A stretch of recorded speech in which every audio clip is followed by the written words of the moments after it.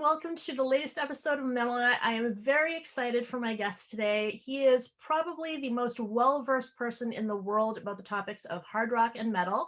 I want to introduce eddietrunk. Hey, Eddie, how are you doing? Hi, Sarah. Thank you for having me. Good to be here. Thank you so much for coming on my show. I'm honored.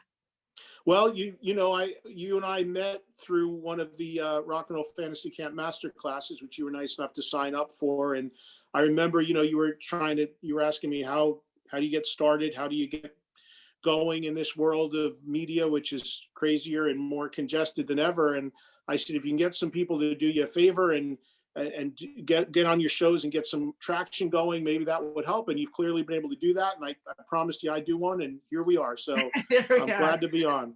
Well, I will just thank you up front and just let you know that it was inspiring and wonderful, and I learned a lot. So thank you. And I've been wanting to do this forever, but that was the night literally that I started this channel. So thank you. Oh, wow. Well, good. I'm glad that it was an inspiration for you, and I wish you luck. Thank you so much. Well, in order for me to feel like I really know somebody, and this has a lot to do with the fact that I've been a fan of music longer than I've been a metalhead even, I like to know when people really started appreciating music. How old were you? And not even metal, but like just what was the first time you heard music and you thought, I love this. This is for me. This is something I want to like interact with and have in my life. Probably would have been when I was in the mid 70s, when I was around 10 years old. And the first music I remember being a fan of and buying records for was basically like the music of the TV shows I was watching at the time. So a Partridge Family and things like that as a kid growing up. Well, I was very young in the 70s, but back around 10 years old, watching those shows and then asking my mom to take me to the store and buy the records of the artists or the songs I was hearing in the TV shows. So that was like the first music I ever remember. I remember very, very young, my parents had one of those stereo systems that were very 70s, because it was the 70s, but this console that you lifted the top of the cabinet up and the record player was recessed into the console. And then they would have all their records in there. And my parents were, and to this day, my mom and dad they love rock music, but they're rock music from the 50s. So, big into Elvis. My mom's a huge Elvis fan. And they would have some of these records in the collection. So I remember as a really little kid, like playing with those records and flipping through and looking at them and even putting one on the turntable. But the first stuff that I got that I asked them to buy for me would have been like basically kids music at that time. That's awesome. And so then how many years was it between that and when you first heard like heavy rock music or metal? Well, the moment for me that was a complete game changer, and what I view as being my initial introduction into like proper rock music, it's a very, very vivid memory still to this day. And I've told the story before, but I got in the back seat of my parents' car. I would have been, I don't know, 12, maybe 11. And we were driving somewhere, and I'm from New Jersey, but I live close enough to New York City that we listen to New York. We get New York TV channels and we hear New York City radio. And back then, AM radio was where you heard all the hits and the pop of the day, pop music. And I just remember my parents like starting the car, and we started driving out of the driveway, and the speaker, when I sat in the back seat, the little speaker for the AM radio in the car was right next to my head. It was recessed into the seat. And a song came on by a band called the Raspberries. And the song was called Go All the Way. And at that time, it was a fairly new song. And if anybody's ever heard that song, it's very pop. It's got a very pop sensibility to it, but it also has very distorted, crunching guitar chords and very busy drums. And I had never heard anything like that at that point. I had heard the poppy side of things through the little kids' music, but I never heard it pushed up against crunching, distorted guitar. And that immediately impacted me. Like I can, every time I tell the story, no matter how many times I've told this story, I get goosebumps because it was such a pivotal moment for me. And I just remember, I don't know if I asked my parents or the DJ said what it was, but I was like, Mom, can I get that record? Mm. And she, my parents were always, like I said, they were music fans. So they said to me, they drove me to the record store, which was right in our town. I told them the name of the band, and I bought the album the song was on. And I remember the guy. I mean, it's crazy. I can't remember anything, but it's amazing how vivid my memories are of this time because that's how important it was. The guy at the record store was amazed that I wanted to buy the album because that band was a very singles band. Like everybody just bought the 45. It's like, do you want all the songs? I was like, yes. So right from the jump, I was like, I need to be all in. I need to know everything. And I got the full record. And then a few days later, I asked my mom to take me back to see if they had other records. And I bought the other 3 records they had. And I became like this fan of this band that, by the way, they're extremely influential, the Raspberries, especially on hard rock and metal bands. Like Motley Crue covered one of their songs. So it's not a huge disconnect, Right. but they were a band that had 2 hits and they were an AM radio singles band, but they're a great band. And I became this huge fan. They were my first band. It was like they were my everything. And ironically, the band that I would be introduced to shortly after, that was the real game changer in my life. The Raspberries influenced them to some degree, and that was Kiss. Right. Because the guys in Kiss will tell you that they love the Raspberries as well. So it's amazing how it all became connected. But for me, it was hearing those distorted chords with the pop elements of the song, the catchiness against the crunchiness, and I was like all in and on my path of being consumed with rock music. I do find that that's the case with rock, because my first real buy-in, like when I just saw and heard everything I ever needed to see and hear in life, was Look What the Cat Dragged In and Night Songs. I was actually introduced to the 2. And it's funny because through them, I learned about like all the bands they were influenced by, like the Kisses and like, all the sort of classic, what was at that time considered classic rock. And so I find as a metalhead or as a rock fan, you learn about other bands through the bands you're influenced by, but they all kind of become your bands. It's not like, oh, Kiss influenced Poison. Like Kiss are one of my bands as well. So it's not surprising to me that the Raspberries were a big part of your life, as well as the bands that you got into when you were a younger person. Yeah, I mean, I think discovering the lineage of the bands that you were into and what came before them and what influenced them and learning about all that, it's just all part of the journey of being a fan. Doesn't mean you're going to like everything they liked. You might find things you like that they, it could, you just make your own assessments, but it's interesting to look at that line and see what, where it all came from. And, I always talk about this a little bit too, is like, where's the, where did it all really start? And it's like, no matter what kind of music you're into, everything seems to revert to the Beatles. Like there's not anybody you can't find that says, well, I wasn't a Beatles fan. But the ironic part about that for me is, even though I certainly like the Beatles and respect the Beatles, I was never a Beatles guy to this day. Like I have friends like Mike Portnoy from Dream Theater and all these people, these Beatles tattoos on him. And he's like, he's actually a couple years younger than I am, Mike, but he's like consumed with the Beatles. He's like, you were never in the Beatles. I was like, no, I mean, it didn't, not that I don't respect it and I don't get it. It's just, I would never became a huge fan of that. But the lineage seems to always trace back to that, unless you go earlier and get into Chuck Berry and Elvis and all that. But, it's funny to watch, to see the lines and see where people branched off and what became what. It's always fun to do. It's interesting to hear you say that, because I do like the Beatles, but I've never been like that diehard fan. Like I watched the movies, I have a few albums. I love Ringo. I think he's adorable. But I was never that diehard person. But I do find that when you look at all your favorite musicians in metal and hard rock, and you ask them like, who are your top 3 bands? I swear to God, everybody says the Beatles, like every single person. Yeah. And I always feel like, am I defective? Or is that the separation of the people who want to be the host and the author versus the person that wants to be the musician? Maybe there's something there, but it's just funny that you said that, because I like them, but I was never the diehard. I was more diehard for the things that came out when that I experienced, that came out during my lifetime, that of course, and that only makes sense, and I think that's the case for most people. I think so too. Except the Beatles do tend to be the exception, I Right, think. right, right.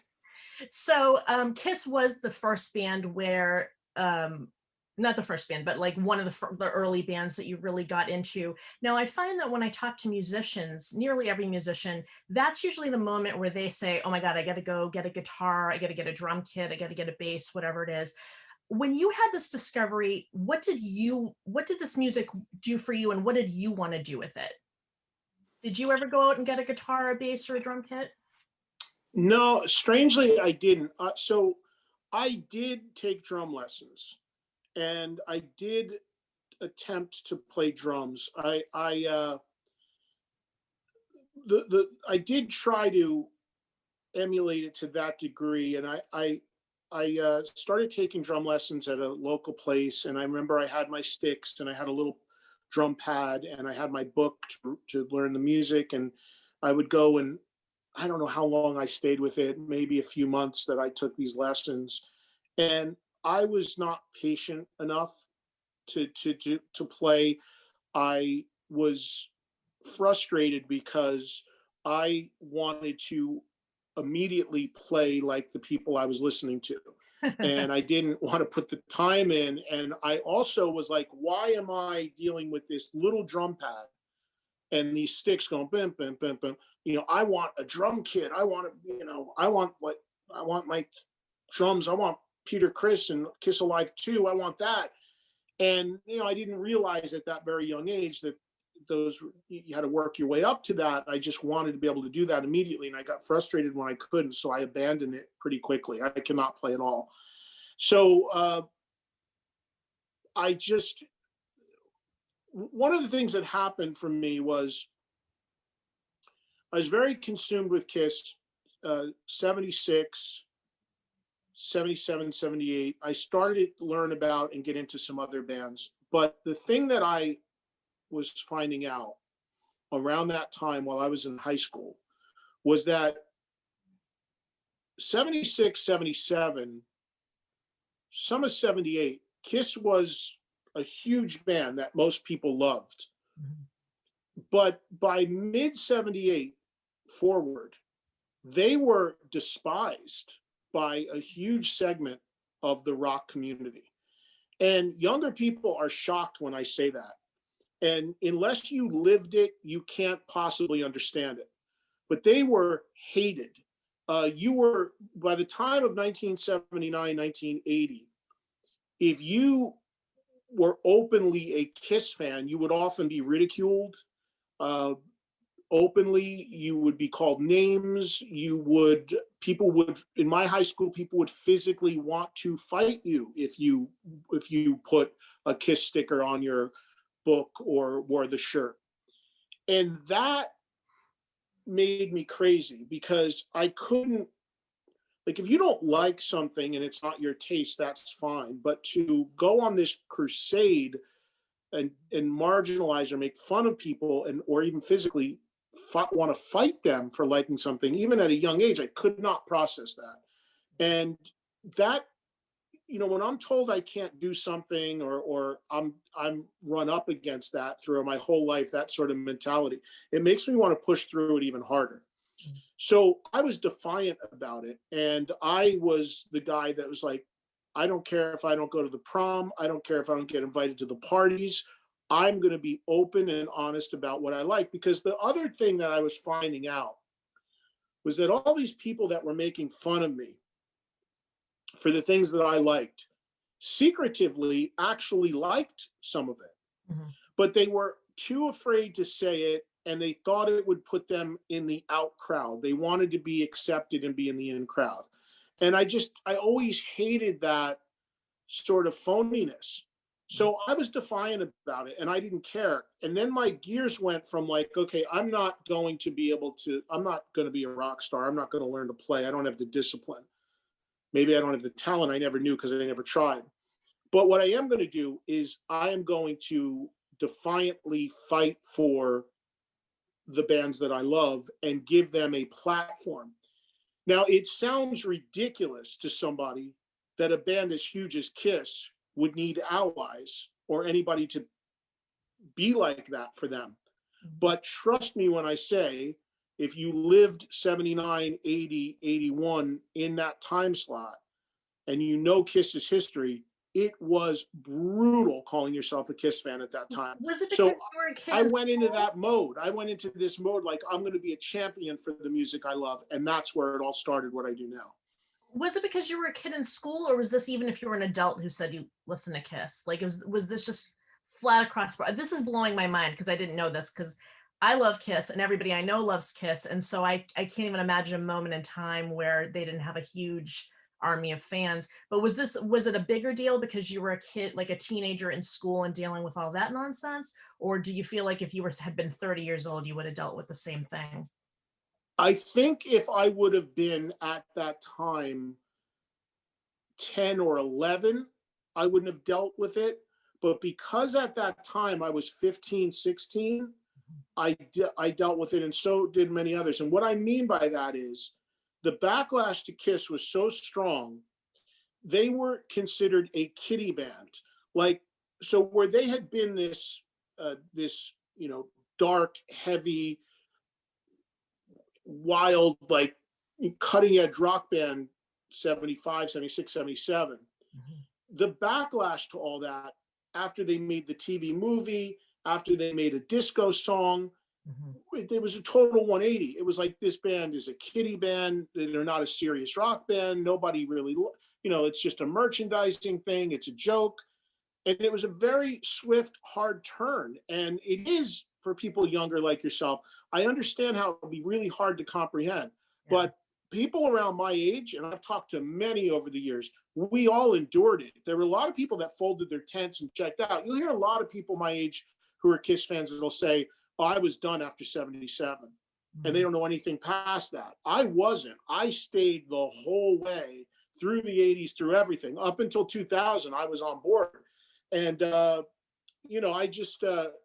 it's just a really hard thing to understand, but it was a very, very, very hard backlash. And to proudly proclaim being a Kiss fan while you were in high school, when you were my age, was a really scary thing, because it was just this really harsh backlash to it. But it just invigorated me to want to push back against that and say, no, I'm not going to cave to this, and here's how I feel. So what was your next step? I know that you did some radio shows. I believe it was during high school was your first one, or like really in your young life where you did your first show. Is that where you got your first chance to really showcase the bands that you love? Well, the first thing I did, really first thing, was when I was in high school, probably my junior year. We had our high school newspaper, and there was a music column in the newspaper. And the person who was writing it had graduated. So the job of writing the music column had opened up. So I asked if I could do it, and they said yes. And I ended up writing about bands that I loved at that time in the late 70s, early 80s. I still have the article somewhere. And to no surprise, I was writing about Kiss and Sammy Hagar and UFO and Billy Squier. And it was just like, it's great. Not a lot's changed. And I just, so I was like, okay, I'm going to not only Kiss. There was a couple years where, when I first discovered Kiss, for about a year and a half, I didn't let any other band in. Like, any other band to me was a threat to Kiss. Like, I still very young mentality. Yeah. The first band I let in that wasn't Kiss was Aerosmith. And then once that happened, then everything just opened up. Mm-hmm. So I started writing about these bands, and I'm like, I want to take this music that I love and be able to find ways to share it with other people. And the first opportunity I had to do that was to write about it so that the students would have to read about it. And then from there, it just went. I mean, radio, my hometown in New Jersey has 3 colleges in it. My senior year of high school, the one college, Drew University, came to the high school and said, is there any students here that would like to learn about radio? Because we want to try to keep the college station on the air during the summer while the students go back. And I immediately raised my hand. And that's where I queued up my first record and was on the radio for the first time. It was a 10-watt station. It barely broadcast off the campus, but it got me interested. And it was just another platform to take music I loved and shared it with someone. That's all it was ever about. No matter what I've done in my career, and still to this degree today, it was always about having outlets to share stuff I love with people. It wasn't about trying to be famous or rich or be heard or be known. It was like, I just want platforms to promote the music I love. So that was like my first taste of radio.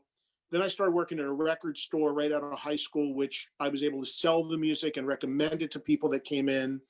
Then the guy who's the manager of the record store was into radio. He had a pirate radio station in his basement. He helped me make a demo tape. Then I took that to the radio station I grew up listening to in New Jersey, which is WDHA. And I pitched them the idea to do a metal show, which nobody was doing at the time, because we were selling all these metal records in the record store and nobody was playing them. So the record store was willing to sponsor the radio show. And that's how my first radio show was born in 1983, which still exists today as a syndicated show. And then from there, it was just one relationship after another, and being known as this guy who championed this music and was doing a lot of different things, writing music, selling music, playing music on the radio at like 19, 20 years old. And then that led to, I'm just jumping around because it's a long story, but that led to the owner of Megaforce Records asking me to play this band nobody ever heard of called Metallica. And I did. And he promised me to give me a job if the band ever broke. 3 years later, in '86, when they did, he gave me a job, and I became, at 22, vice president of Megaforce Records.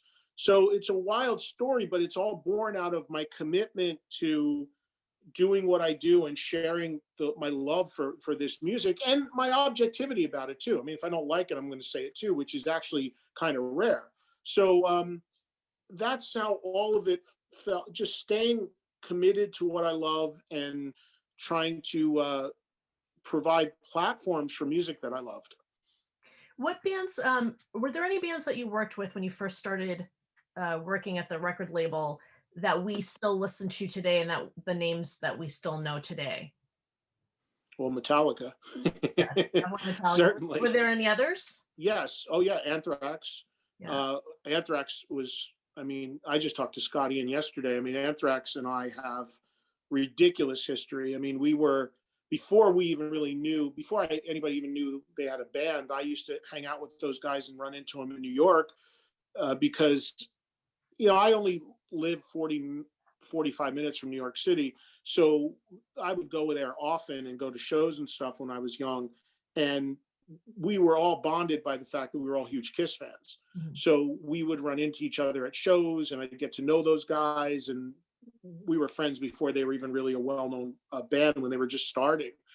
But Anthrax, Overkill, Testament, Manowar, Raven, TT Quick, whose singer is now the singer in Accept. So those are all the bands that I worked with very directly, very early on in their early years. King's X, can't forget King's X. Ace Frehley. I mean, the bands I was directly responsible for partially had a hand in King's X. I remember when they came in, and I remember those conversations, but that was really more signed by the guy who owned the label, Johnny Z. But he ran it by me, and we had a discussion about it. But the things I was directly involved in was Ace Frehley and a band from New Jersey called Prophet, which sadly didn't make it, and also a band from Arizona called Icon, who I loved, that also, unfortunately, those records were not successful. But Ace was because of what I just told you about how important Kiss was to me, it's pretty wild to think that I would end up signing the band's original lead guitar player and producing 4 records with them, which I ended up doing. Yeah, no, that's pretty amazing. Another band that I know you have a connection to, but although I wonder if maybe it came later, is Skid Row. I believe you mentioned that you knew them even before they had Sebastian and all that. Do you have any stories from that early time, or what your impression was of them when you first heard them play? Sure. I used to see them because we're all Jersey guys, and at that time, all of those guys lived in New Jersey. Nobody's in New Jersey anymore. Snake's on Long Island. That's about as close as they are. But we were, they were a band. They were just a local club band on the scene. There's a weekly music newspaper in the New York, New Jersey area called The Aquarian. It still exists. And they used to run ads for their shows in the Aquarian all the time. And I used to see the ads, and they used to do the drummer, the original drummer in the band, Rob Affuso. He used to deliver the Aquarian as one of his jobs. And that's how they got trade outs to get their ads in there. And they used to do like fun, creative things to get people interested in the band and keep their name out there. I remember they used to do a softball game a few times a year. And, and then a lot of people knew that Snake was close with John Bon Jovi, and Bon Jovi started to happen and was loosely involved. But I used to go see Skid Row play, and they were just another band on the circuit. And there was a club in Newark called Studio One, and I used to see them play there. And there was also, obviously, the Stone Pony and a few other clubs around Jersey. And they were a good band. They had some buzz on them, but not more than any other band at the time. Nobody knew what was going to happen with them. And then one day, and I have this recording somewhere on a cassette. So I had Snake and Rachel on my radio show, would have been probably 87, 88, probably 88. And if you hear the interview, I asked them, I said, so when are you guys gigging next? And they said, oh, we got a gig this weekend and we're trying out a new singer. And I was like, oh, really? Who's that? I go, what happened? Because the guy they had before was a guy named Matt Fallon. I said, what happened to Matt? And they were like, well, it didn't work out. And I was like, oh, they go, yeah, we're trying this guy from Canada. And I was just like, oh, cool. What's his name? He says, his name's Sebastian, and we're going to see how it goes. We're going to give him a shot. I was like, cool. And this happened live on the radio at the time. I'm like, oh, great. Good luck. I'll be there. I'll check it out. And I remember going to that show at Studio One. I always talk to these guys about that. And I would go to see them often, but it was just, the same people, same amount of people, same crowd. And I remember pulling up to Studio One and seeing like 3 stretch limos parked out front. And I walked in the club and I went upstairs into the dressing room, and I said to the guys, I'm like, because we had all become friends and we still are. And I said to the guys, I'm like, who are the limos out here? What's going on here tonight? And they go, they're actually here to see us. I'm like, what? They go, yeah, because the word got out really quickly that they had this guy who had Star written all over him as their new singer. So with like Atlantic Records and Geffen Records and all these labels were there with their execs to scout them.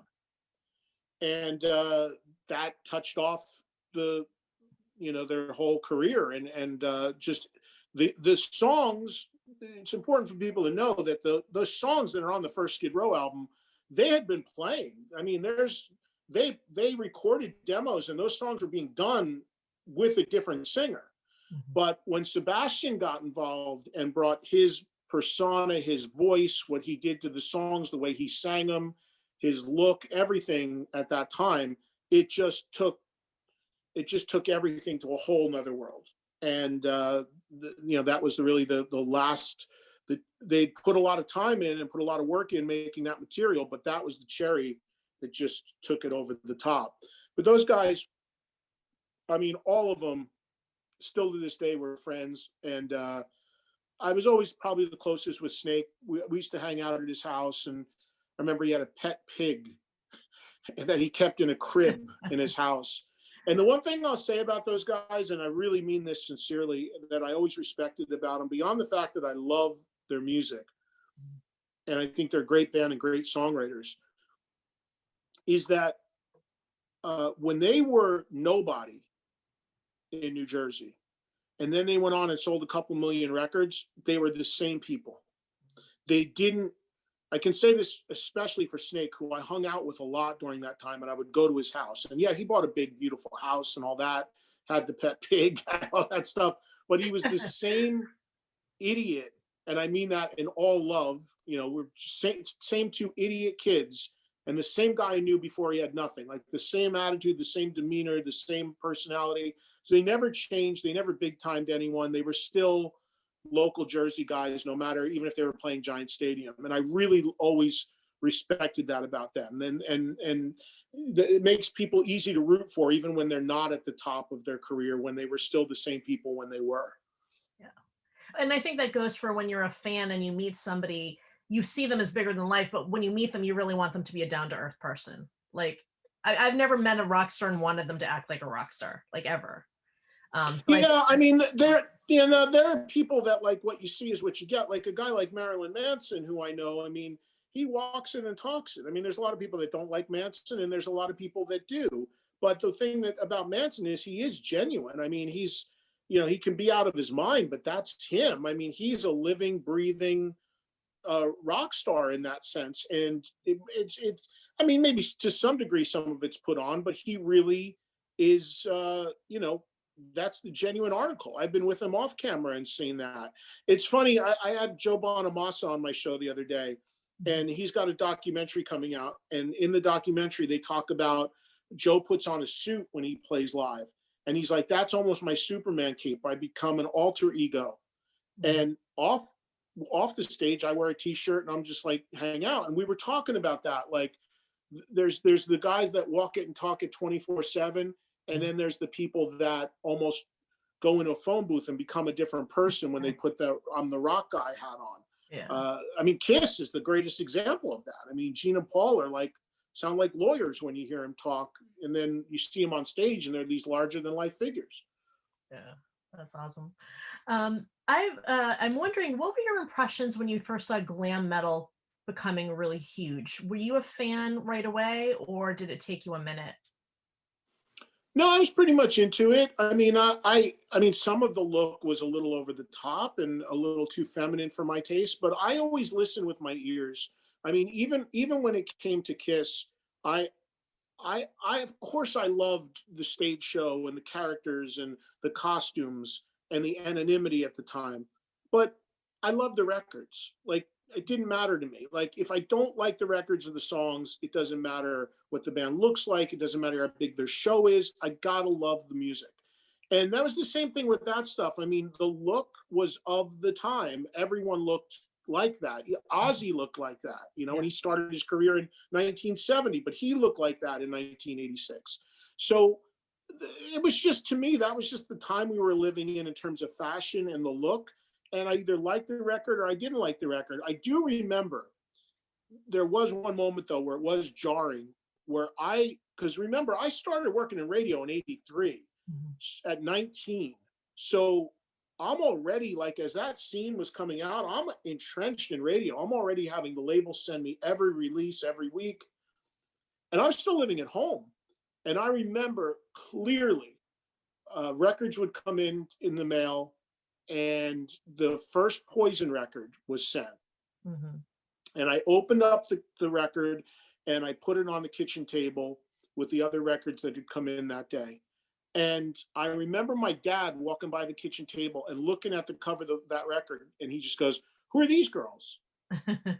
And I go, and at that time, I didn't really know much about the band. They were a brand new thing. And I just picked it up and I go, "Dad, those are actually guys." Like, "Get the hell out of here." I said, "Yeah." And then, so I could have easily said, "Oh my God, these guys look too much," and tossed this out. But instead, I listened to it and I heard Cry Tough, and that's still my favorite Poison record. I mean, there's great stuff on there. Yeah. So I didn't care. It's like, the record's great. I started playing. I remember at that time I was playing probably from that album, Number One Bad Boy, and like the edgier, like the heavier stuff. And I was playing it on a metal show. And then I remember getting the first Cinderella record, and they look completely glammed out on the cover of that record. And then putting it on and being shocked at how heavy it was, hearing Night songs, and that was like AC/DC heavy compared to what they look like.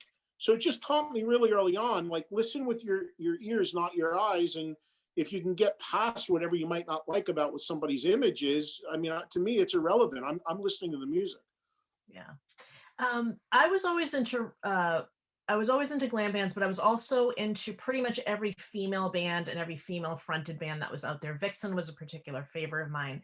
And the thing that I always found really disconcerting and heartbreaking were the stories that they would tell when they were willing to share. Because I feel like back then, nobody wanted to be labeled kind of like female musician. They just want to be taken seriously, which they still do. But I remember Vixen had one of their videos that they had put out. You know, they used to do like the sort of like the equivalent of DVDs where it was just behind the scenes stuff and videos. Sure. And I remember it was like burned into my memory. And I think about this all the time. They're sitting in their kitchenette and somebody asks them about getting played on the radio. And they said, well, it's really tough because people tell you, well, we're playing Lita, so we can't play Joan. We're playing Joan, so we can't play Lita. And the line that really killed me was, we're playing Lita and Joan, so we can't play you.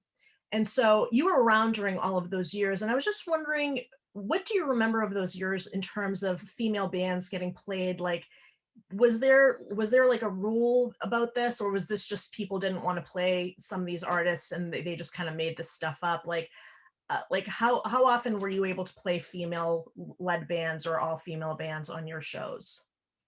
Well, one of the things I carved out really early in my career, which still exists to this day when it comes to any of the music shows I do, is anonymity and complete control of what I do. That's not an easy thing to accomplish.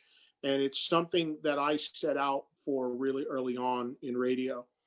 And I paid my price and I put my time in, and I probably could have made a lot of money a lot earlier in my career if I would have played the game. But to me, what was most important was being able to go on the radio and play and say what I want when I wanted to. And that's incredibly rare. People don't understand how unbelievably rare that is. So I was able to do that by developing this metal show early on, because to me, getting into radio wasn't about, like I said earlier, it wasn't about being on the radio. It was about sharing music I loved with other people. So if I would have gotten a radio gig and then been told, here's what you got to play, that wouldn't have worked for me. That wasn't the reason I was doing radio. So I didn't run into any of that. If I wanted to play Lita and Joan and Vixen and Femme Fatale and Pat Benatar or whatever, all in a row, I could do it and still could do it because I have complete control of what I do. So I can't tell you like if that was a programming mandate. I doubt it was. It sounds to me like it was probably a cop out in order for the program director to not want to play the record as an excuse. I mean, are there serious restrictions in radio? Yeah. Would people be shocked to this day the way radio really works? Yeah. I mean, I tell the stories all the time. I have no problem saying it. But to a lot of fans and listeners, whether it was in the 80s or the 70s or now, a lot of them are still under the illusion that the DJ they're hearing controls what they're playing. And if they want to hear a song from an artist, they should be able to call that DJ and say, play it, and he should be able to take it on and put it on the air and play it. In theory, it should work like that. In reality, it outside of extremely rare examples, like my situation, it does not. So I don't know of restrictions like that. I've never run into them because I was always doing my own thing. But there have been wacky things. Like there's songs in radio. There's something in radio called day parting, which is you can only play a record after, say, 7 o'clock at night. Like the record can only be played from 7 p.m. to 5 a.m. because they feel that like if you play it at 4 o'clock, it might be too alienating to some people. Like the research and the mentality would blow your mind if people knew the stories. But it happens. So it's entirely possible what you said was true, but I didn't personally experience that. Do you find that you have to continue to fight for your ability to be able to play exactly what you want? Like, do people come to you even now and say, listen, I know you've been doing your thing and playing whatever you want all these years, but we're going to come down and let you know that you're not going to do that anymore. You have to kind of do what all these other DJs do. No, I mean, what's going on right now for me personally at this very moment is that I do I do 6 live shows a week for SiriusXM. I do a syndicated FM show, which is the one that goes all the way back to 83. And I do a podcast, which is really just a repurpose of one of my SiriusXM interviews. But I'm generating 8 programs a week, 6 live. And of all of those, 1.5 are music based. The FM show, the syndicated show, is almost all music for 3 hours a week. And then the extra 6 show I do on SiriusXM on Mondays is half music, half talk. So after having done this nearly 40 years, they want me. The whole reason I'm doing this stuff is because they want my history, my expertise. We're in a time now where they're looking for, the big buzzword is curate, or people that can direct people, people that have the history.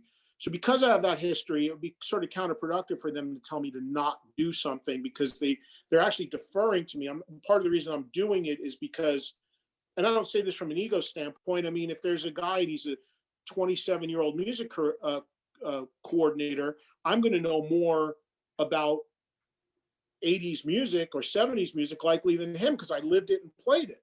Right. So it would be stupid for them to do that. And I've never really run into it, because the jobs I have because they want to let me loose and do my thing.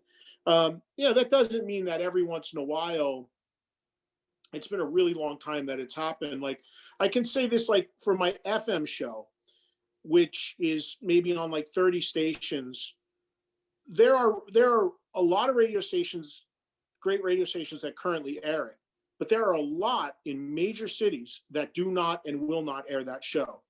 And it made me nuts, even when I was doing that metal show, and I was about as known as you could be at that time for that period of those years, TV, radio, all this stuff going on.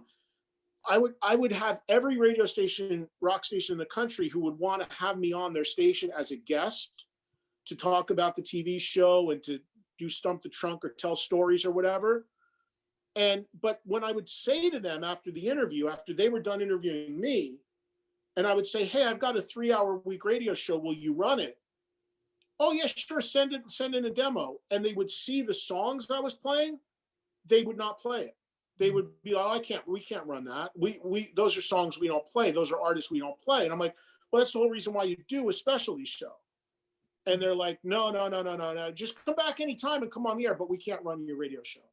And that was maddening to me, but it just speaks how radio works. And to this day, I mean, even in stations in smaller markets that aren't even live, you would be amazed at like the BS it takes to get them to even consider putting a show on that's playing something from AC/DC other than Back in Black or You Shook Me All Night Long. So there's a lot of that. And I had the people that syndicate that show over the years say to me, hey, maybe you should just play more of the hits and the popular songs and we'll get you on more stations. I refuse to do it. I'm like, it makes no sense to me for them to run a radio show if I'm playing the same music they're playing during the day anyway. Like, what would be the point of this special show? So I just, that's kind of like what I referenced early on in the conversation. If I played the game more and I did that, I probably would have made a lot more money and had an easier path, but it wouldn't have been nearly as fulfilling. So I resisted all that stuff. And I would be like, I would tell the syndicator, I'm like, look, you don't want to syndicate the show, that's fine. I get it, but I'm going to do my thing. That's what's carried me all this way. And that's how it still works. But I haven't heard anything like that in a really long time. And look, I'm not dumb. Like, there is a method to my madness when I pick music and do music-based stuff. Right. I know if it's a really obscure song, I'm going to come in and set it up and explain to people what it is or why I'm playing it. I know that if an artist has a 20 record catalog, there are songs that are a little bit more digestible than others. So I do put thought into it. It's not just like throw anything against the wall. Right. But I'm not going to play that game where it's just like there's nobody needs to come to me to hear me play Welcome to the Jungle. If I'm going to play something from Guns N' Roses, I'm going to play, if I'm going to play something from Appetite, I'm going to play My Michelle or Out to Get Me, or just, that's always been my MO, and that's what it still is. I won't go to that level. So I heard you say something really interesting during one of the master classes that I took with you, and I apologize in advance if I misinterpreted it, but you had said something about, we were talking about physical albums and that. And I mean, when this conversation started, I imagined myself sort of what you described earlier, little kid at my parents' stereo system, kind of kneeling down, going through the records, figuring out which ones I wanted to steal and that sort of thing. And that relationship that you have with the physical album, whether it's a CD, cassette, or whatever. And we had talked about how a lot of that had gone away. And you had made a comment about how you thought that there was a possibility of the physical formats coming back at some point. do you feel like that's going to happen, and what would it take for that change to be made? Well, I don't think they're ever going to come back, sadly, anywhere close to where they were. I think what you are going to have is people that are super passionate about music and they want to physically own music, and they take pride in owning it and storing it, putting it in their walls. I mean, for me, when I get a new record from whatever band it is, I can't wait to go into my section where I've got, all the Aerosmith records and file in another one in that section, and just watch it. I mean, I loved that process when I still do. So I don't, but I sadly don't think that's coming back. I unfortunately don't think we're going to see the days where people lined up outside of record stores to buy records, and people couldn't wait to hear a new release. I mean, it's all on the internet now. But I think there's always going to be, and I hope I'm right, I don't know, but I really hope there's always going to be a place for that. Mm-hmm. So with the resurgence of vinyl in the last few years, even though I personally am not on the vinyl kick, I think it's great because it will keep that physical holding, looking, touching, smelling, feeling the music, going. I'm a CD guy to my core. It's still my favorite format.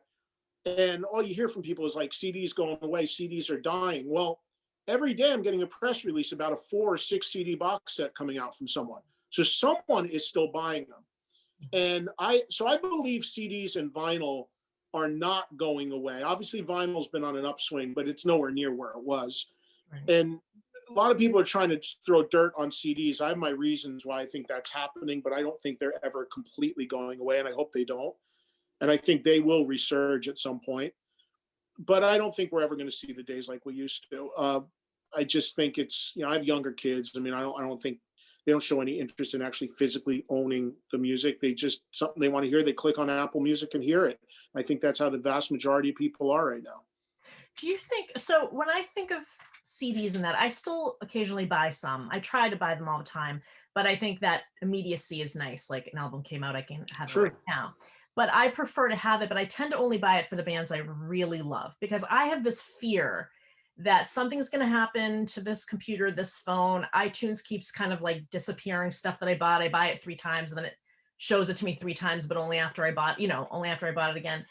And so I always have this fear that I'm going to lose music. And even in the days of CDs, I would have like 2 of every Pat Benatar in case it got scratched or whatever it is. So I believe in it, but I also grew up with looking at the booklets and reading everything. So a funny thing happened is, you were talking about the box sets. Doro Pesh just put one out and I was desperate to get it. And it occurred to me that I didn't even know where to go to get one anymore, because any place that I could go to get a physical album isn't necessarily going to carry Doro Pesh. And I literally had to message somebody to ask them, where do you I mean, like, I'm doing a search and I can't find the version with the perfume and the scarf and, the 9 yards. And I literally had to order it from like Germany. It came all the way from Germany and I paid like the extra $30 to get it. And it was really disheartening that I couldn't even figure out where to get one from, because I think of myself as somebody who does buy CDs still. And I had this moment where I was like, where was I buying all the other CDs from? I don't even remember.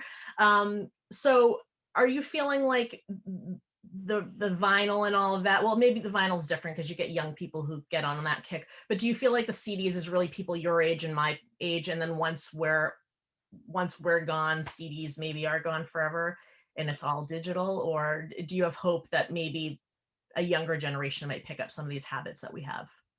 Well, I don't know. Like, I firmly believe that CDs will make the same comeback that vinyl did.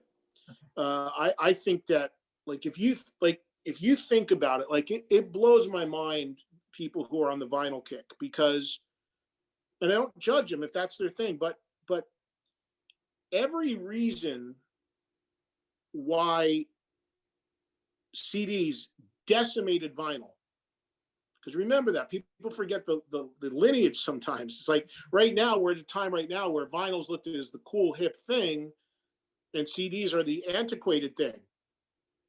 That's completely not true in reality. Every every advance that CDs introduced that killed vinyl, and when I say killed it, made it extinct, Yeah. still exist. Vinyl, you have to flip, you have to clean, you have to take care of the needle. It wears out, it pops, it skips, it's not digital, it can't be ingested, it's large. All of that still applies. The reason why CDs came out is because they're smaller, they're more compact, they sound better, they're always going to sound great. You don't have to clean anything. You can index a track, just push a button. So all of that's still relevant. Right. We've just been programmed by the industry to think that CDs are so uncool and vinyl's where it's at. And the reason I feel strongly about why that is because every record company wants to do one thing more than anything. They want you to rebuy the same record you already have as many times over as possible. Absolutely. In the course of your life. So if they can program you to get rid of your Doro CD, because that's not cool. I'm just using it as an example. I know. and buy it on vinyl. And in 5 years, can say to you, Sarah, vinyl, you really want to flip something? You want to worry about a needle and a turntable? Remember, these sound great, and these are still physical, and we give you a booklet and all that. So it will swing back. I firmly believe that. But I think that both things will just occupy the same plane as being for hardcore fans like you and I, and the general masses will not care about any of it and will just want to click and listen. Well, I'm convinced that you and I and people like us and like rock fans in particular, who I think tend to be more diehard and loyal, I feel like we're keeping somebody afloat, because most of my collection was actually on cassette, because I came up at that time. And so I had everything on cassette, and then I bought everything on CD. And then, like I said, there were certain things I bought in duplicate. And then I bought things digitally because I'm too lazy sometimes to go find the CD and the thousands of CDs that are, collected together. And then, iTunes hides them on me. But I've literally bought a lot, probably like whatever collection you and I have that's the same. I've probably bought everything 5 to 7 times. So to the point, that's absolutely true. But I think I'm starting to feel like it's a small group of us who are the fools who just we're just so like loyal and obsessed, and we just keep buying the same damn thing over and over again. And meanwhile, everybody else is listening to Spotify. Right. Yeah. Don't understand what the hell we're doing. Yeah, no, I understand. And I mean, I also have to, like, when I talk about that stuff, I mean, in full disclosure, I mean, most of the stuff I get sent to me, so I'm not paying for it because of what I do and all that. However, that's changed dramatically. I mean, it used to be every Monday or Friday, I'd go to the mailbox. It would be a bonanza of new releases. And now if I get one or two a month, it's like, wow. And it's still way easier for me to work with CDs and play CDs. You wouldn't believe what I have to go through to try to get them. I mean, I'll still go out and buy them from time to time, but even like the record companies who ask me to support something or play it, it's just like, I don't need anything but just get me a CD. And they look at me like I'm crazy. I'm like, yeah, I need a CD. I'm still waiting on a copy of the AC/DC record on CD. And it came out, 4 weeks ago. It doesn't mean I haven't listened to it. Doesn't mean I haven't played it still. And when I get to a store that has it, I will buy a copy if I don't have it. But it's just, you would think a guy with 6 national radio shows that needs a CD of a record would have gotten it, and they're just so checked out on it. It's crazy because everyone is not in that space of sending physical music anymore, and it's a bummer, but the really funny part about this is now I have a really hard time getting CDs, but I will go to my mailbox and I will get albums again, vinyl, from record companies and from bands, and I'm like, you should have called before you sent this, because as much as I appreciate it, I don't have a turntable. I don't plan on getting a turntable. Right. I can't do anything with this on the radio. So beyond look at it and saying how pretty the packaging is, I mean, and by the way, you just paid 10 times the postage than you would have if you sent me a CD. Right. So, and it's not like I'm unappreciative of getting the vinyl. I do appreciate it, but I'm just saying the functionality of it and the cost point is so different. A lot of elements of the business are very much on their head. Are people sending you links? Are they sending you digital press kits and saying click here to listen to this music, or are you just not getting as much stuff? Or are you just having to find it other ways? It's a little bit of everything. I mean, there's download pages and there's links and there's WAV files and there's, a lot of stuff gets lost in the shuffle. I mean, that's one of the really bad parts, I think, about this shift to everything being digital as well, is that so much gets lost in the shuffle, meaning that today, so Friday, we're doing this on Friday. Friday's our release day, right? And I woke up this morning to about 96 emails in my inbox, and 94 of them were just stuff I clicked right through and deleted, because a lot of it was just unrelated to music stuff. Like, you know the deal. You buy something at a store and you get 55 emails from them. But there was just, but the point is that it's a lot of people releasing music that way. And if it's something you don't know about or care about, it is so easy to just go clink, clink, clink, clink, clink, clink. And in 10 seconds, you just blew through, could be 40 people's music. Because now I try to take the time to listen to it in the event that it's something I like and I want to share with the audience, because that's still important to me. But there's a lot of stuff that's irrelevant, like other genres of music that aren't for me or apply to me. And once you get clicking and you just go through it, you want to wipe it all away. Well, I could have deleted something that was really good there. Right. And if I did that accidentally and somebody doesn't take the time to call me about it or to physically send me something for it, it's gone for good. And that's a big problem I see in the indie industry right now. It's just like, there's just such an amazing glut and volume of music coming out that so little of it has a fighting chance. It was like incredibly difficult before, and it's 10 times more because anybody can make it and anybody can send it, and all the gatekeepers are gone. Right. I heard you say something else, two things that sort of conflict about, there's this fear. I think a lot of us have this of like, sometimes you worry, like a lot of our legends are sort of passing away and that. And I don't know if there's enough new, younger people coming in, especially in the heavier type of music. Do you have fears of like metal kind of truly dying off eventually? Or are you feeling optimistic about there being younger musicians coming in to either fill those gaps or create some other version of metal that'll keep the name going and, keep the audiences happy?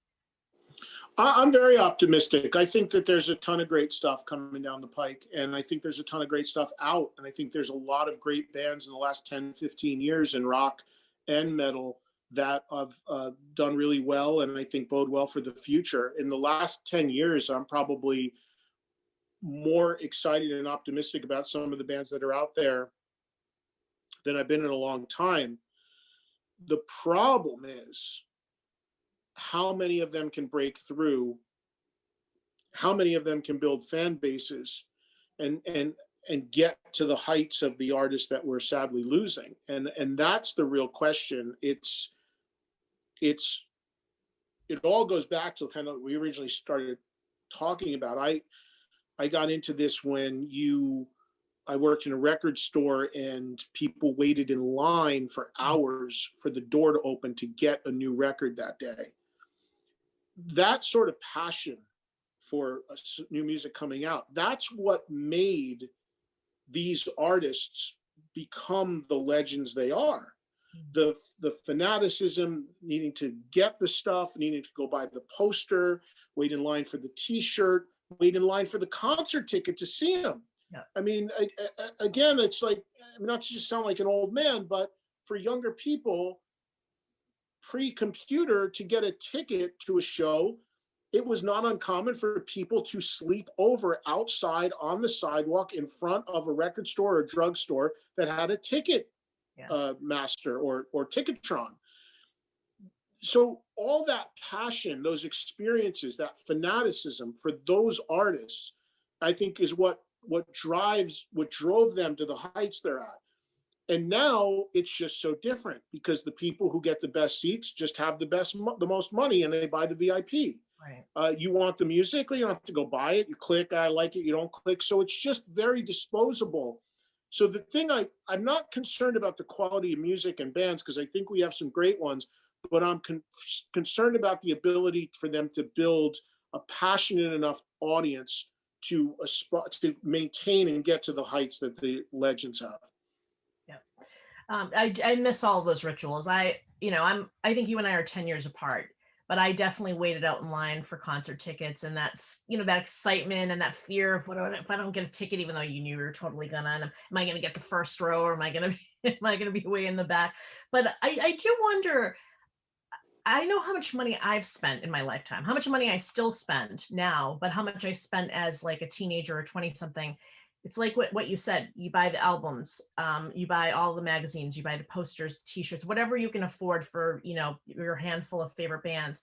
And I feel like I was spending a lot of money and somebody was making a lot of money. I'm hoping a lot of that went to the bands, but there must have been people higher up than that who were also making a cut of their money and making a ton. And I wonder about those higher up people. Are they still making a ton of money? Is that why they don't care that there aren't CDs and that there isn't all this fandom? Like, are they making enough money from Spotify and digital clicks and all of that they don't care that this is all going away? Because I would think that a lot of profit is being lost by not having that loyalty and not having fans want to go out and buy every single thing for their 5 favorite bands.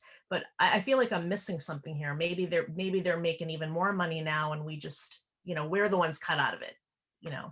Well, the labels have had a big bounce back. I mean, a lot of them have been shrunken down, and a lot of people did lose their job and all this. And there was there was so much fat trimmed away at some of these labels. I mean, back in the 80s, there would be very lavish parties and gatherings and conventions that were hosted by labels. And back then, I mean, they'd think nothing of flying a program director to some other country to go see a band, or the perks were pretty endless and somewhat notorious.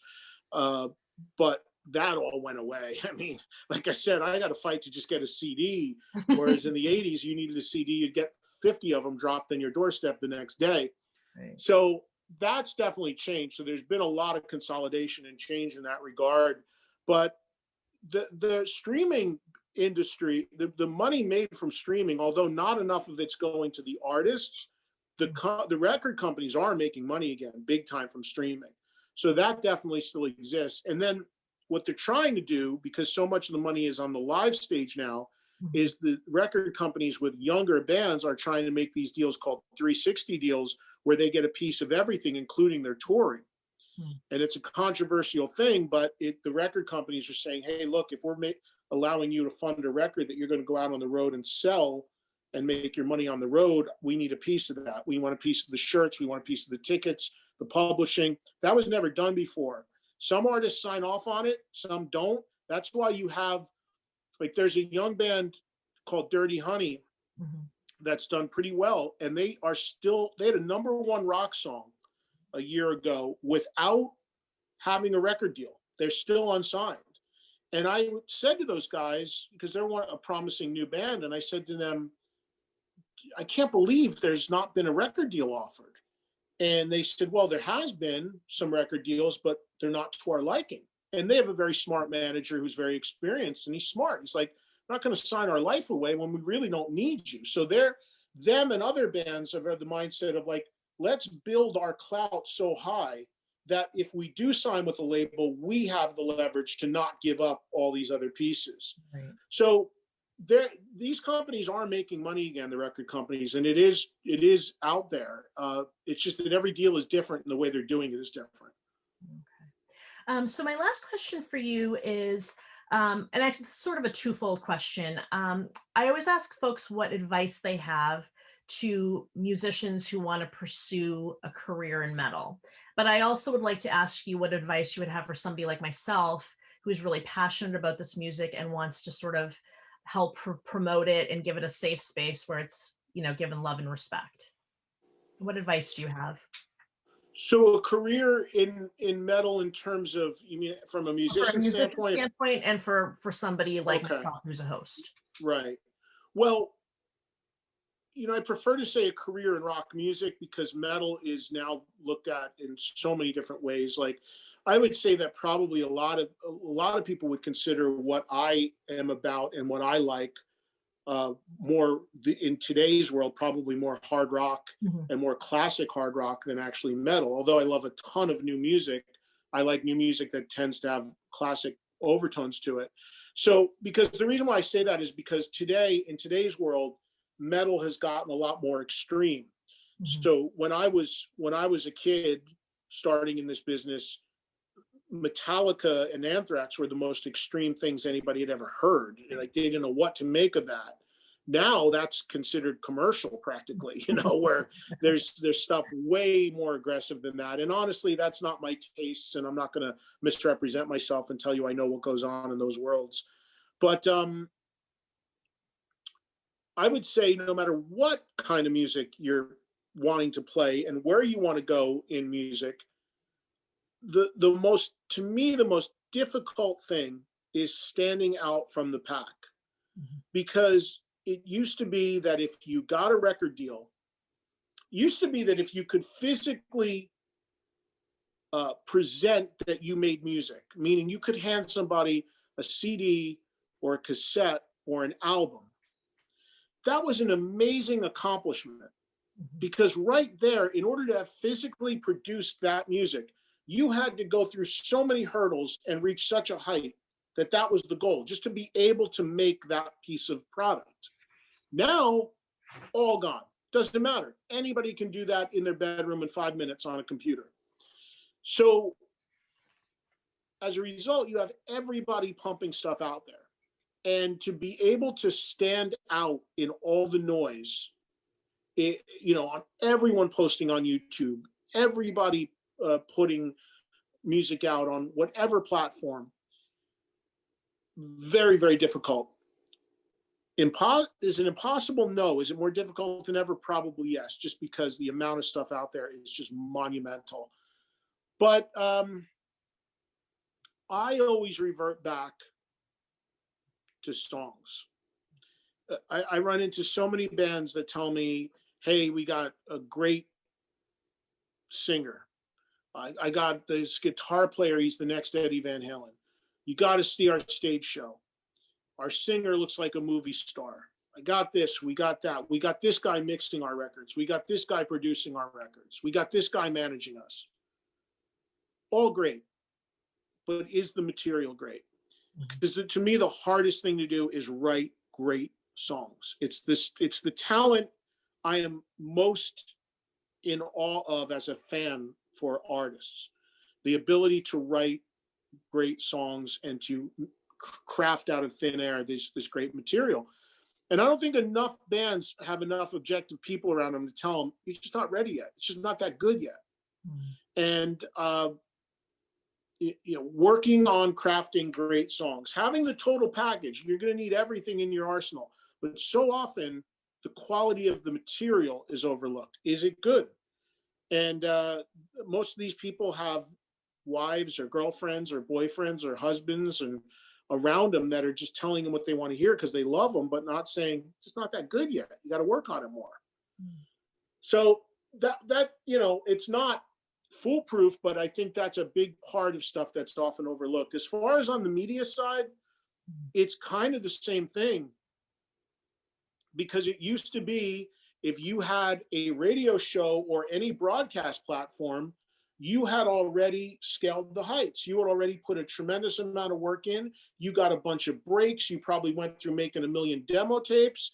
You probably, you were, to crack that mic or to be seen on that camera, you might have put 20 years of your life in, all over the world, all over the country, traveling to various stations.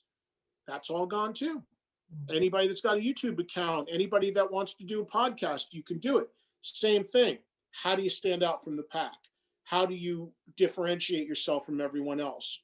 How do you build an audience? And I would say in that realm, being prepared, being professional, being good at what you do, and maybe putting a different spin on it than what everybody else is doing. Maybe coming up with an idea that nobody else is doing to make yourself stand out from the pack. And I'll tell you, that's what I did in 1983 when I started in radio. Again, then the rules were obviously totally different. You had to get a radio station. You had to get hired. You had to make demos. You were not seen or heard unless you went through that process. But I never considered myself a broadcaster. People used to tell you had to have a certain voice, you had to project in a certain way, you had to, if you were on TV, you had to look a certain way.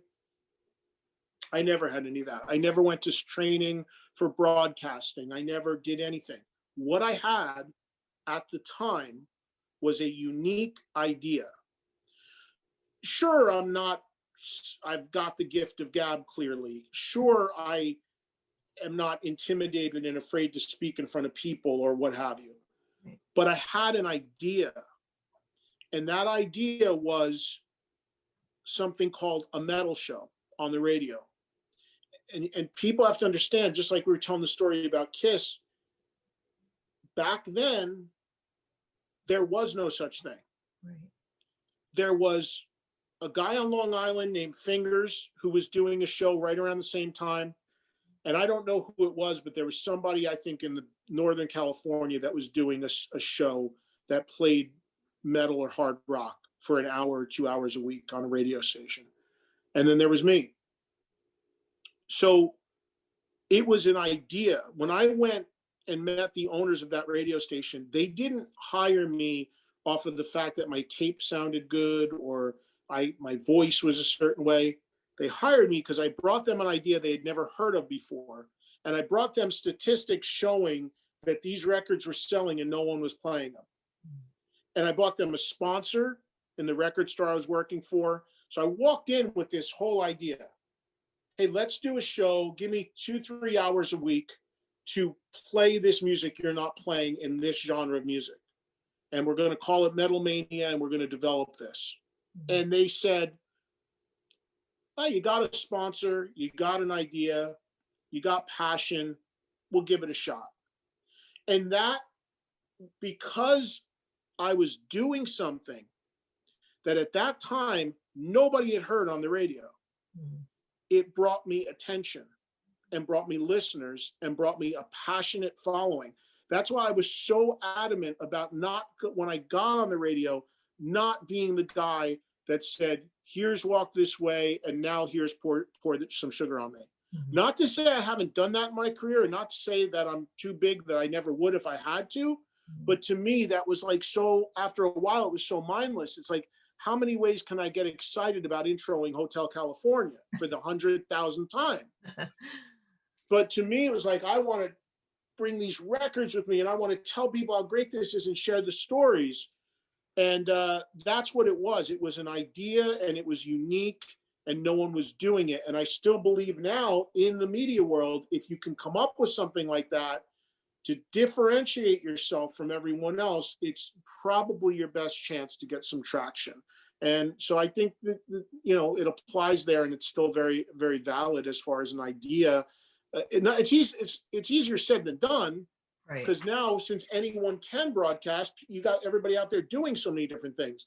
But if you can come up with a unique formula, which is going to make you stand out from everybody else doing an interview or giving commentary, then it's a plus. And I'll tell you, last thing on this front,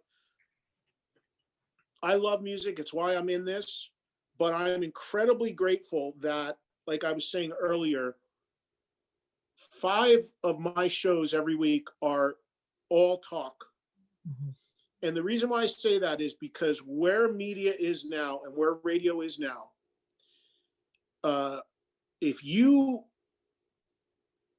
sadly, every day I am hearing from friends of mine that work for radio stations that are losing their job in FM radio, because it's all becoming consolidated. And most of the stations you listen to, a lot of them are not live 24/7. Small media markets, there may not be a live human being in the building at all. It all comes in as a computer chip or a program. Sounds like there's somebody there, but there's really not. So all those jobs have gone away. And they're basically putting the equivalent of an iPod on the radio.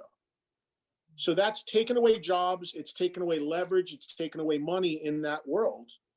And that's why I think it's really important, and that's why doing talk radio is, talk or sports play-by-play are like the last places where you can really build a following and an audience and people caring about you because they're listening for you, your stories, your history, your expertise, your personality, not listening for what you're playing. Because of the changes that we just talked about, anybody can hear anything they want right here in 2 seconds. Right? So that's the problem is like, you got to differentiate. You've got to grow with it. You got to change with it. And for people out there that might say, "Oh, I want to be a rock DJ," good, go for it. But know the restrictions, know how hard it is, know how few jobs there are, and know you're probably going to get knocked around a lot if you ever do get anywhere, and probably not make a lot of money because they're quickly realizing that they can put one DJ on 50 stations. Right. And they don't have to pay people. So it's a very upside down world that's always changing. And I think unique stuff, personality driven, is probably the most important thing right now.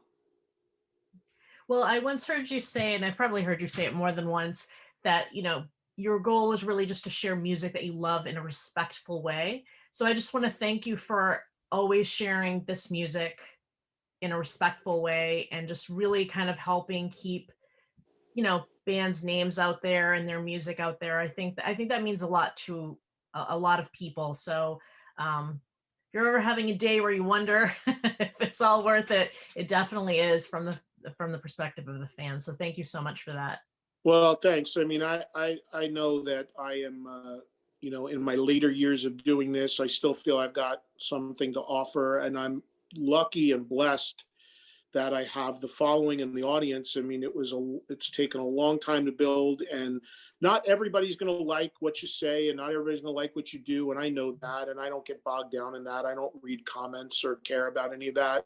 I take stock in the fact that I've been in a business where people, probably the average span is maybe, if you get into it, maybe 3 to 5 years. I'm coming up on 40. So I know I never got consumed with ratings. Mm-hmm. I never talked about ratings one way or the other. I don't get consumed with any of that. My feeling was always like, well, in radio, if you know how I know I have people listening, I have a job.